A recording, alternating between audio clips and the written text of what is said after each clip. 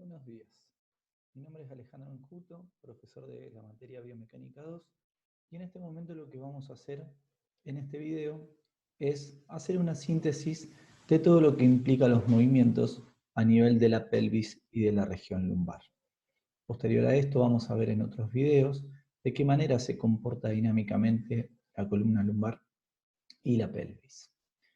Bien, entonces si nosotros recordamos lo que veníamos analizando en clases anteriores, o en materias como anatomía, sabíamos que la pelvis estaba constituida por dos grandes huesos por los costados, que se denominan ilíacos, el sacro por la parte posterior, el coxis por debajo del sacro, y hacia adelante la sínfisis púbica, que iba a ser la parte más anterior del hueso ilíaco.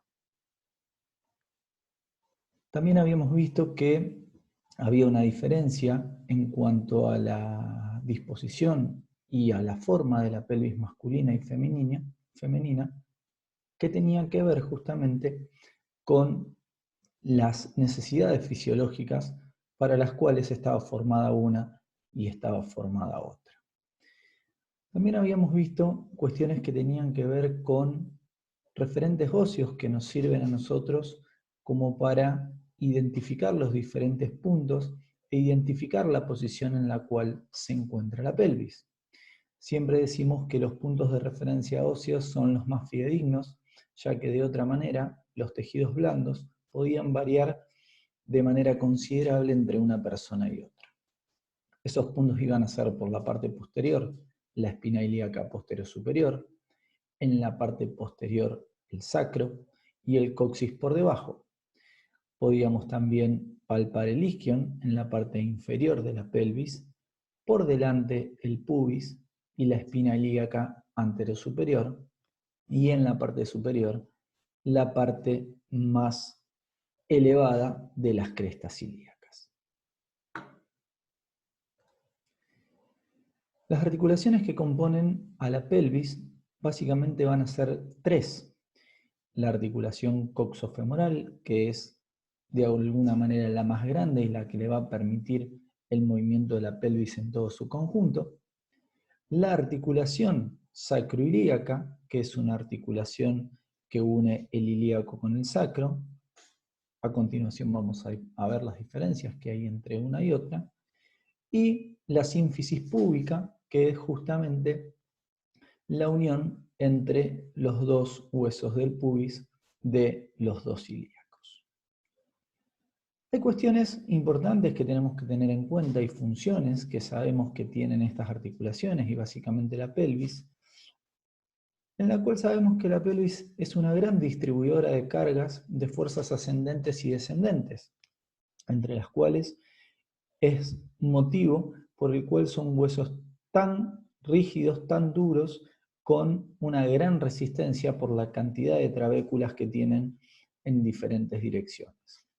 Pero lo importante que tenemos que tener en cuenta en este caso y desde el punto de vista biomecánico es que el buen funcionamiento de estas dos articulaciones, más allá de que haya movimientos que no podamos percibir, y es lo que vamos a ver a continuación, son cruciales para que pueda funcionar de manera correcta. Y quizá no desde el punto de vista osteocinemático, o sea, de la amplitud de movimiento que nosotros podamos observar, sino de manera artrocinemático o cualitativo, como también le vamos a llamar a continuación.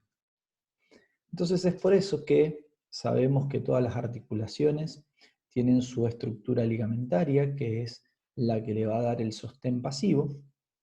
Y vamos a pasar entonces a hablar justamente de las características de las dos articulaciones más importantes, que son la articulación sacroilíaca y la articulación coxofemoral. La articulación sacroilíaca, como dijimos anteriormente, es una articulación que une el ilíaco con el sacro, en el cual lo que nosotros podemos observar en este caso es que la articulación sacroilíaca es una articulación plana que tiene, por decir de alguna manera, dos brazos, un brazo corto, que es el superior, y un brazo largo, que es el inferior. De esa forma, una articulación plana, el único movimiento que va a permitir es un movimiento de deslizamiento.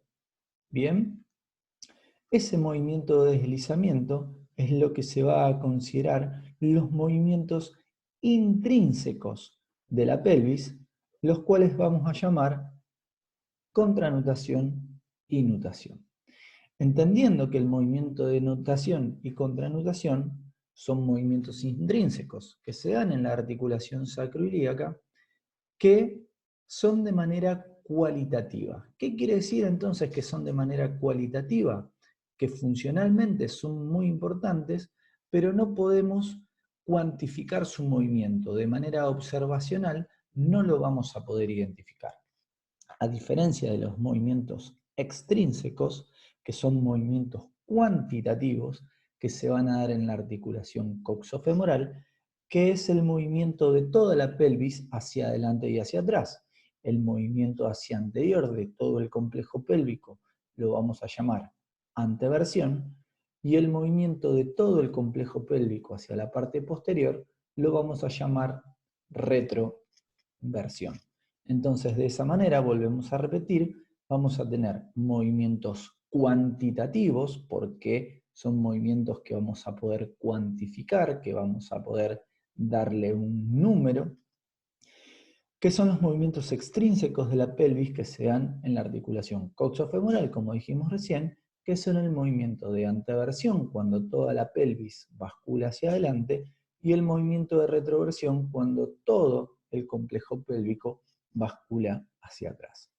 En cambio, los movimientos intrínsecos, que como bien dijimos son los movimientos de contranutación y denutación, es cuando el sacro se mueve sobre el ilíaco hacia adelante o horizontalizándose el movimiento de nutación y haciéndose más vertical o yendo hacia atrás el movimiento de contranutación.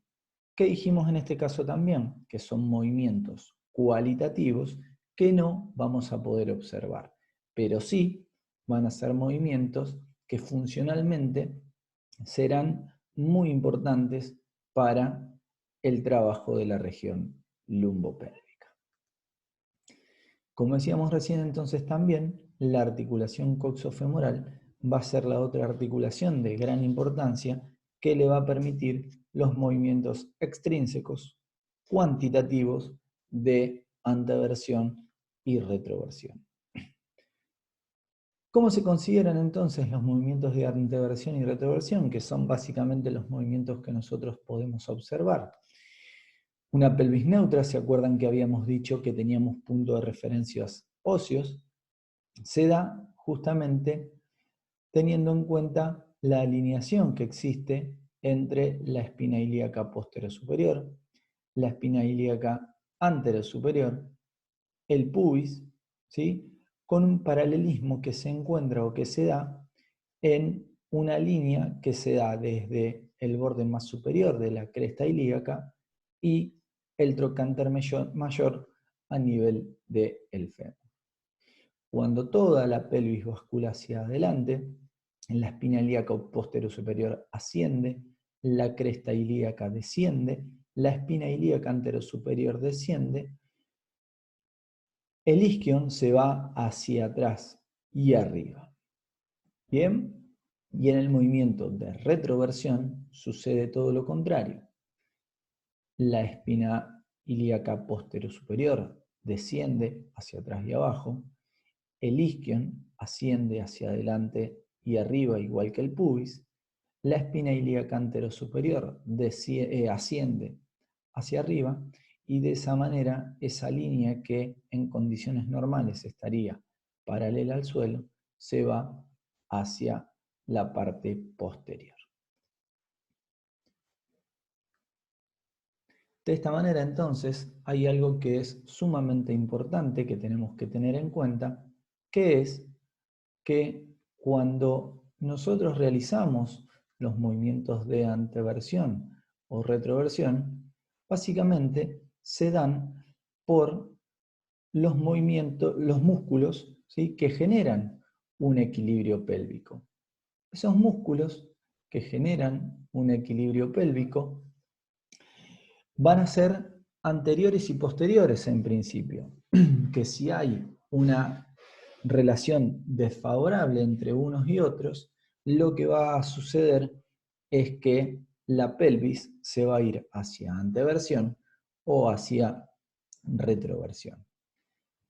Y hay una particularidad, que es que si nosotros observamos la pelvis en esta posición y quisiéramos trazar un cuadrante entre uno y otro, vamos a encontrar justamente que los músculos van a estar actuando de manera cruzada. Si nosotros quisiéramos identificar esos músculos, ¿sí?, y tenemos en cuenta que dividimos a la pelvis en 4, vamos a tener una parte superior y una parte inferior. En la parte superior, en la región anterior, vamos a tener básicamente a los músculos abdominales, básicamente al recto anterior del abdomen. En la parte superior, pero posterior, vamos a encontrar a los músculos paravertebrales o erectores espinales, como bien los encontramos descritos en el lado izquierdo de la pantalla. Y en la parte inferior vamos a tener por delante a los músculos flexores de cadera, los cuales básicamente vamos a nombrar al recto anterior del cuádriceps, al tensor de la fascia lata y a un músculo muy importante que en este caso no está nombrado, que es el psoas ilíaco. Bien, y en la parte posterior inferior vamos a nombrar a los músculos extensores de cadera, que en este caso van a ser los isquiosurales y el glúteo mayor. Tengamos en cuenta también que en este caso todos los movimientos que nosotros estamos analizando de la pelvis son en cadena cerrada. ¿Eso qué quiere decir? Que el músculo, o mejor dicho, la estructura que se va a mover va a ser la proximal y la fija va a ser la distal. Por eso es que en este caso el miembro inferior va a ser el fijo y la pelvis en este caso va a ser la estructura que se está moviendo. En caso que fuera un movimiento en cadena abierta, el movimiento se va a seguir dando a nivel de la articulación coxofemoral, pero la pelvis va a estar fija y el fémur va a ser el que se va a mover. Movimientos que vamos a desarrollar posteriormente como movimientos de, en este caso, flexión y extensión. Por eso no se sorprendan si en algún caso vemos que estos músculos se van a repetir, porque básicamente son los mismos, pero lo que va a variar es el tipo de cadena con el cual van a trabajar. Volviendo entonces a esto que estábamos analizando, hay una cuestión entonces que tenemos que desarrollar que es sumamente importante, que es que estos músculos trabajan de manera cruzada. ¿Qué quiere decir que trabajen de manera cruzada? Que los músculos anteversores, en este caso, ¿quiénes van a ser? Los que tiren para abajo la pelvis, que van a hacer que bascule hacia adelante, y los músculos que tiren para arriba, que hagan que genere el mismo movimiento. Entonces, en este caso, los músculos anteversores, si volvemos otra vez a la división que habíamos hecho en 4, van a ser los músculos que se encuentran en esta región, que van a ser los flexores de cadera, y los músculos que se encuentren en esta región, que van a ser los erectores espinales. Entonces, en conclusión, los músculos que realizan la anteversión van a ser los músculos erectores espinales o paravertebrales y los músculos flexores de cadera que van a ser tensor de la fascia lata, recto anterior del cuádriceps y psoas ilíaco.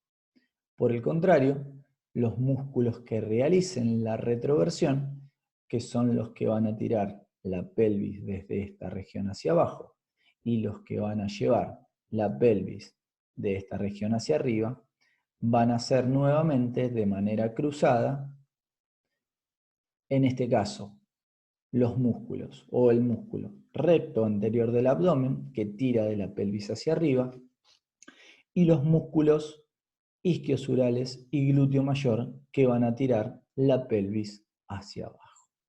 Entonces, de esa manera y de manera cruzada, de la misma manera que en la anteversión, en la retroversión repetimos el recto anterior del abdomen, isquiosurales y glúteos van a generar el movimiento de retroversión.